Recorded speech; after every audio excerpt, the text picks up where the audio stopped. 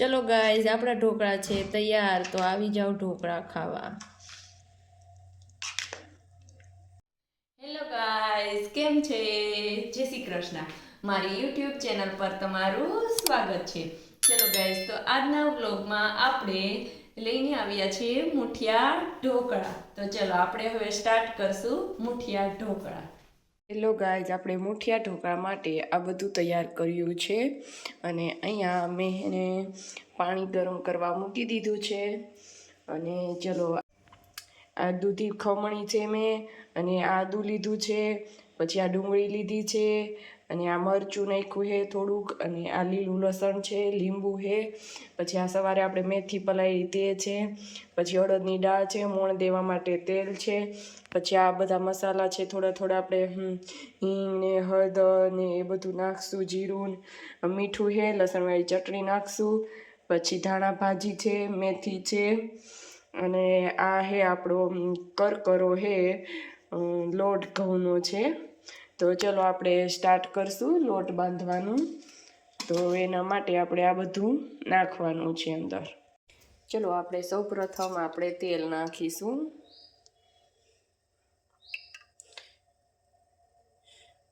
બે પાવડા તેલ નાખ્યું છે.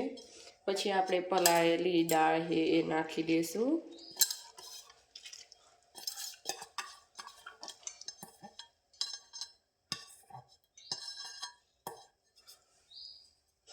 પછી આપણે આ મેથી પલાળી હતી તે નાખી દઈશું.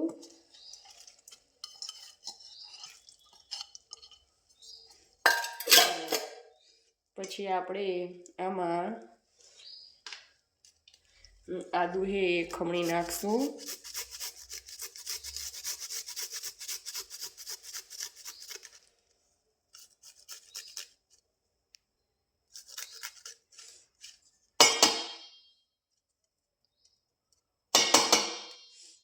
ચલો, પછી આપણે આમાં આ હે દૂધી એનું ખમણ નાખી દઈશું.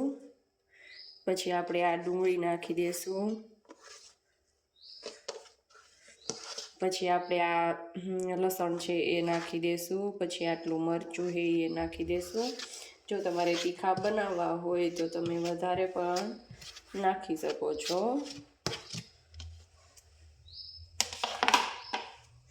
પછી આપણે નાખશું મેથી. આપણે સૂકેલી મેથી હતી એ પલાળીને નાખી, એટલે આ મેથી આપણે થોડીક જ નાખવાની છે.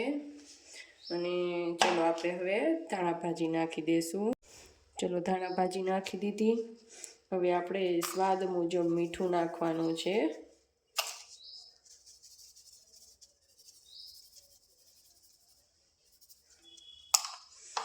પછી આપણે થોડીક એવી લસણવાળી ચટણી નાખશું, કારણ કે મરચું નાખ્યું છે એટલે આપણે બહુ ઝાઝી નથી નાખવાની, મીડિયમ નાખીશું. અને મરચું ન નાખવું હોય તો લસણવાળી ચટણી પણ ખાલી નાખી શકો છો. હવે આપણે ધાણા જીરું નાખશું, થોડીક હળદર નાખશું. બસ, ચલો. હવે આપણે લોટ બાંધવાનો, નહીં, લીંબુ. હવે આપણે આમાં લીંબુ નીચવી દઈશું.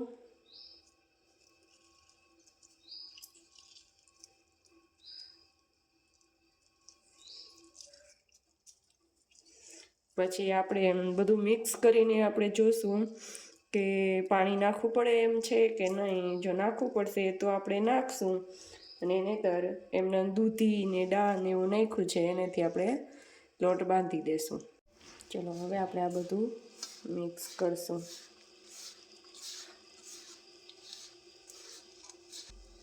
એકવાર બનાવજો, ટ્રાય મારજો. મેથી અને અડદની દાળવાળા બહુ જ મસ્ત બને છે.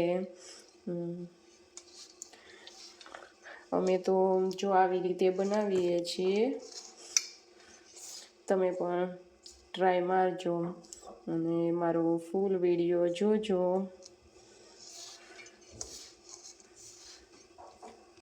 ચલો, આપણો લોટ બાંધીને તૈયાર છે. હવે આપણે મુઠિયા બનાવી નાખવાના છે.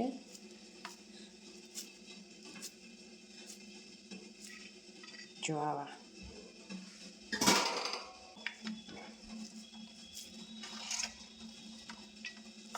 જો આવી રીતે મુઠિયા બનાવવાના છે.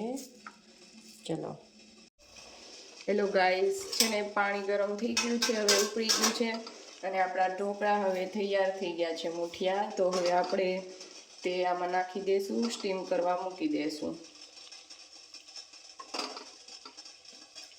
તો 10-15 મિનિટ માટે સ્ટીમ થશે, પછી આપણે પાછું ચેક કરી લેશું કે પાકી ગયા છે કે નહીં, બફાઈ ગયા છે કે નહીં.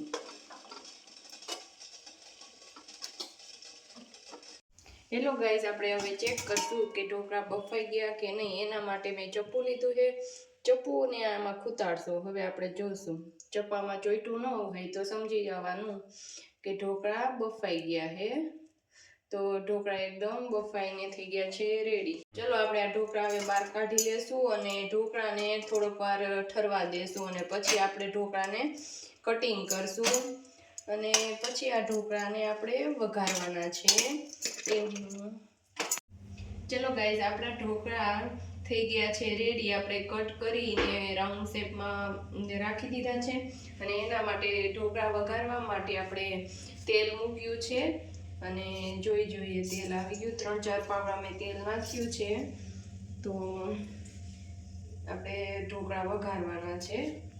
ચલો ગાઈસ, તો આપણે વઘાર કરવા માટે ડુંગળી લીધી છે, થોડાક મરચાં લીધા છે અને થોડાક આપણે મીઠા લીમડાના પાન લીધા છે.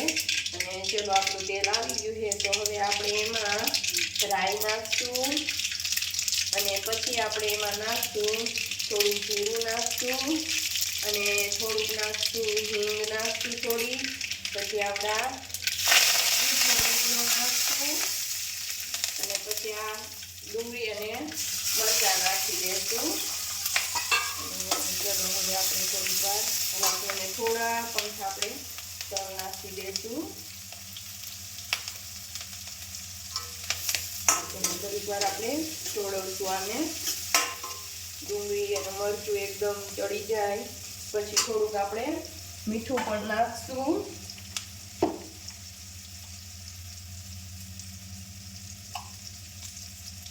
ચલો મીઠું નાખી દીધું. હવે આપણે ઘડીક વાર ચોળવવાનું છે. તો પછી આપણે એમાં આપણા ઢોકળા નાખી દઈશું. હાલો, આપણો વઘાર એકદમ થઈ ગયો છે રેડી. મરચું ને ડુંગળી બે ચડી ગયું છે, તો હવે આપણે એમાં નાખી દઈશું ઢોકળા. ચલો હવે ઢોકળા નાખી દીધા. આપણે એને હલાવી દઈશું.